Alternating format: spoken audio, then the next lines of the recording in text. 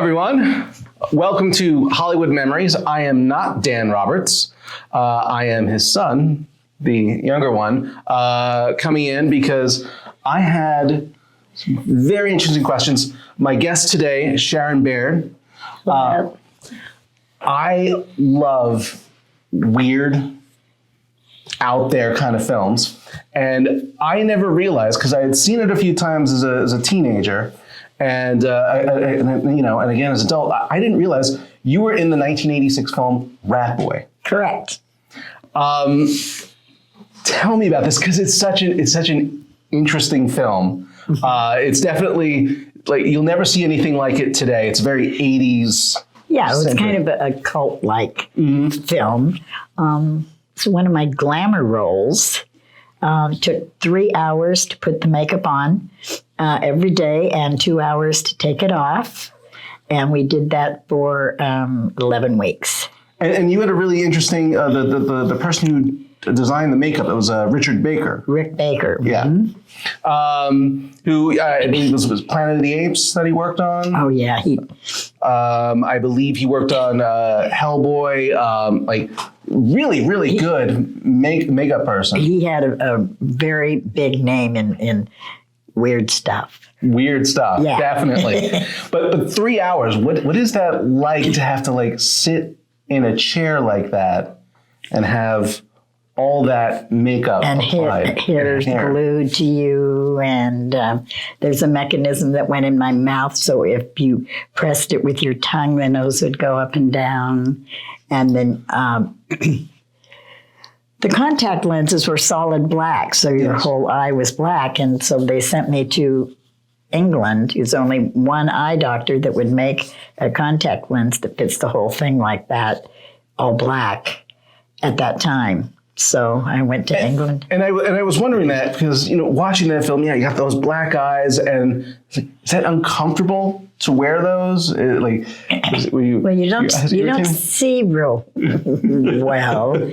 And the darling guy that was the nurse on the set, he wanted to make sure that my eyes were kept clean. So he would put this stuff on the contact lens and rub it and then put it in my eye, and it would burn like crazy. And it got to where I couldn't stand it. And as it turned out, I said, I need someone who knows something about eyes to come in. And he was putting soap on my eyes, and that's why it was burning so much. So we got that corrected.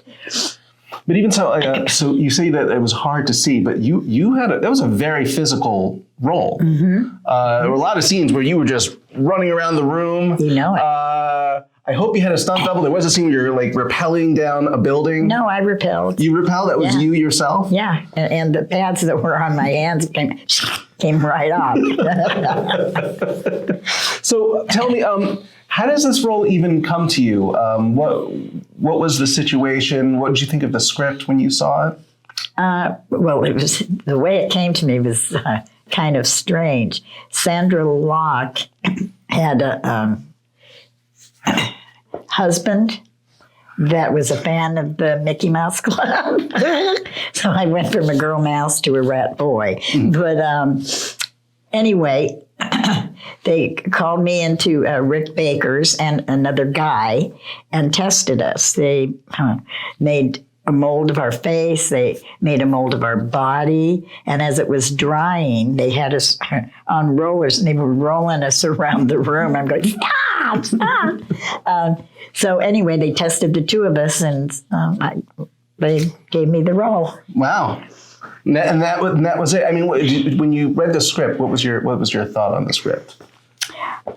Well, Sandra Locke was Clint Eastwood's lady at the time, and she directed it, his production company. And Sandra Locke was very soft and delicate and thoughtful, so I knew it was going to be a sort of not as much as the horror as it would be, but it would touch your heart at the same time. And I understand that this was her first film that she ever directed. Yes, yes. What would you say was the difference between working with a first-time director versus somebody who is seasoned? I mean, what was it like on set? Well, like the camera people were all people who were from Clint Eastwood's crew and knew her. And so they were giving her advice and stuff. But she was surprisingly strong enough to have the final word. And I mean, there was so many like really well-known people. Yes. In this film. Yes. I mean, I believe Louis Anderson played her brother. He was darn. Garrett Graham, who Yes. he was a big kind of comedic actor. Yes. Tell me about working with them. Well, they were pretty funny. I didn't get to know Garrett as well as I did Louis Anderson. He was just very. What's a good word for him? He was funny, but gentle at the same time. I really enjoyed working with him. And also Robert. It was Robert Townsend. Oh, yes. Later in the film, you work with Robert Townsend. Yes. Who went on to become a very well-known comedian in the 90s. Right. Tell me about him, because like I know him as in very different roles. Than Ratboy. Okay, I got to know him a little bit better because at night we would congregate, because we were up in Carmel. We would congregate at night at the restaurant and at the bar, and he would come down and entertain us. Yeah, I mean, I know there was a party scene. Did you get to meet was John Lovett's Bill Maher was also in that scene? John Lovett's, I did. Yes, yeah. Yes. I got to create a dance that looks like you couldn't dance, which that was kind of strange. I mean, a dance is I got to look like I can't dance, you know. You pulled it off well. Oh, thank you. Yes, Thank you. I remember you going really crazy in that scene. Mr. Belvedere, Christopher Hewitt, was also your acting coach. Yes. In the movie. Yes. Tell me about that. I remember bits and pieces of Mr. Belvedere growing up. What was he like? He was sort of reserved, like what you would kind of expect him to be. So basically, what you see on what TV you see and whatnot. is what you get. Yes, absolutely. And tell me, I don't believe like that was your actual voice in the movie. Like, were you able to even speak? Oh yes, I did it, and then Sandra Locke, the friend that recommended me, he wanted to be in the film so bad, and had wanted to be Ratboy but couldn't, so she let him superimpose his voice. So when this movie is coming out, I mean, what is the thought? Was everyone excited about this film?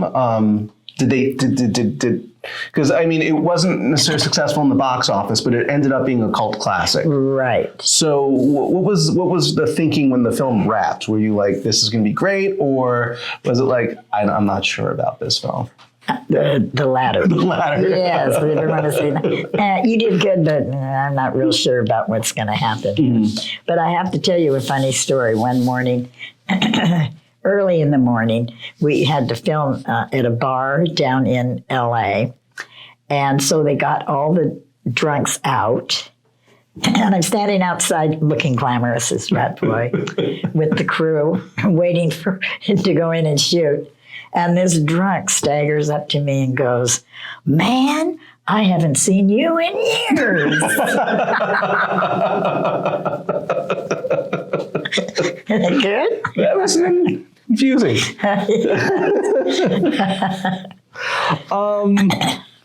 So, I mean, yeah, the role is like really, really physical. There's a lot where like it looks like you can jump pretty high back then, especially. Yeah. I mean, was it exhausting each day to do acts like this, things like that? Well, sure, because I worked 13 hours a day. So, yeah, but I was much younger and was able to do that stuff.